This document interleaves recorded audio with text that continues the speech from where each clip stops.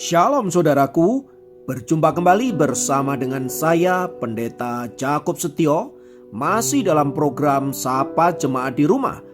Kali ini kita akan bersatu bersama-sama, mari kita berdoa. Bapa kami rindu, firman-Mu sungguh memberkati kami, dan biarlah melalui renungan firman itu, kami semakin dikuatkan, diteguhkan di dalam pengiringan kami akan Engkau. Kami siap diberkati, terpujilah nama-Mu kekal selama-lamanya. Dalam nama Yesus kami berdoa, haleluya, amin. Firman Tuhan kali ini terambil dari Mazmur 14 ayat 1. Mazmur 14 ayat 1 berkata, orang bebal berkata dalam hatinya, tidak ada Allah. Saudaraku, kata orang bebal yang dicatat dalam Mazmur 14 ayat 1 itu tidak menunjuk kepada orang yang tidak mengenal Allah, melainkan orang yang mengenal Allah tapi menolak keberadaannya. Dengan kata lain, ia mengakui bahwa Allah ada, tetapi ia memutuskan untuk menolak keberadaan Allah di dalam hidupnya. Itu berarti ia juga menolak campur tangan Tuhan dalam hidupnya. Sebab bagi orang-orang bebal, tanpa Allah pun mereka bisa menjalani hidup. Bahkan mereka dapat melakukan hal-hal yang hebat, hal-hal yang luar biasa tanpa campur tangan Allah. Suatu kali ada seorang pendeta yang bernama Dr. Witherspoon, mantan rektor Princeton College, suatu kali berada di atas sebuah kapal. Di kapal itu ada seorang guru besar yang dengan terang-terangan mengaku kepada dirinya bahwa ia adalah seorang ateis dan bahwa dia tidak mempercayai Allah dan tidak pernah percaya juga akan adanya surga dan neraka. Tak lama kemudian terjadi sebuah badai yang dahsyat yang menerpa kapal tersebut. Karena kapal itu hampir tenggelam, maka seluruh penumpang mengalami ketakutan yang luar biasa, dan tak terkecuali profesor ateis tersebut.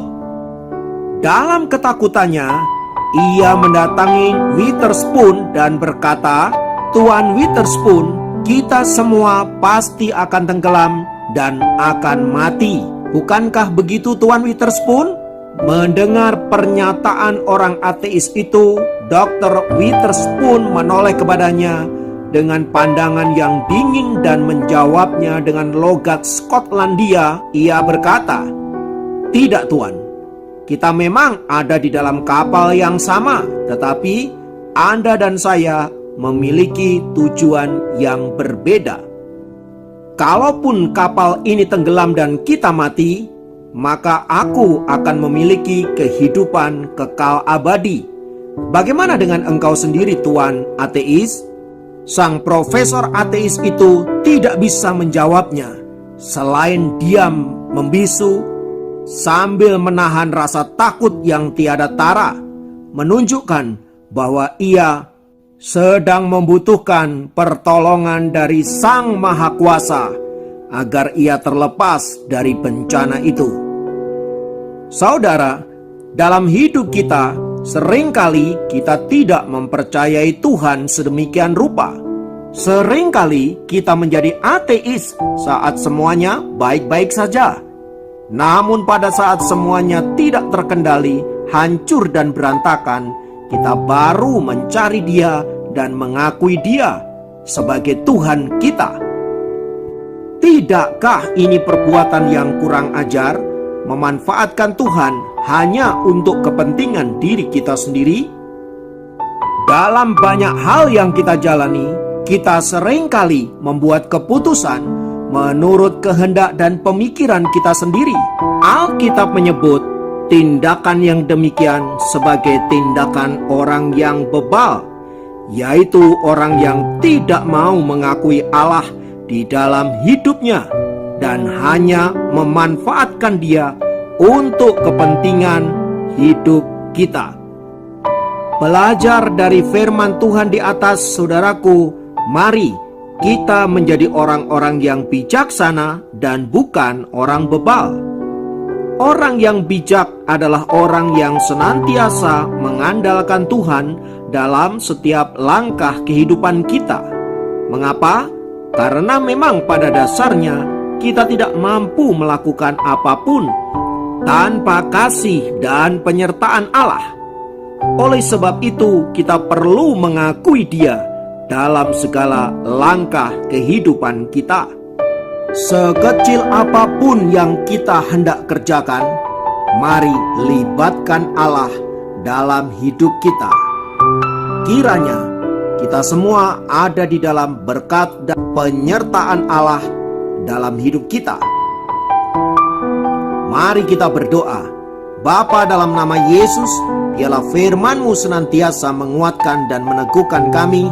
Jadikan kami orang-orang yang bijaksana, yang senantiasa mengandalkan Tuhan dalam setiap langkah kehidupan kami. Ampuni kami kalau kami hanya mencari-Mu saat kami membutuhkan-Mu saja. Terima kasih Bapa, biarlah hidup kami terus bertumbuh di dalam pengenalan akan Tuhan. Di dalam nama Yesus kami berdoa, haleluya, amin. Demikian program Sapa Jemaat kali ini. Sampai jumpa dalam program Sapa Jemaat yang lain. Tuhan Yesus memberkati.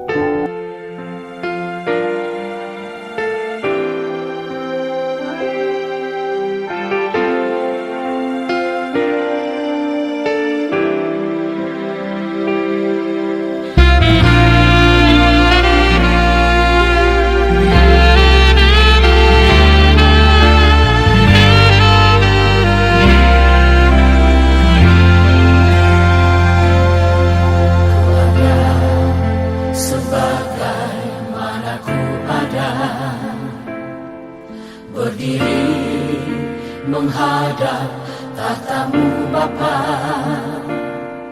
semua karena anugerah-Mu yang telah selamat.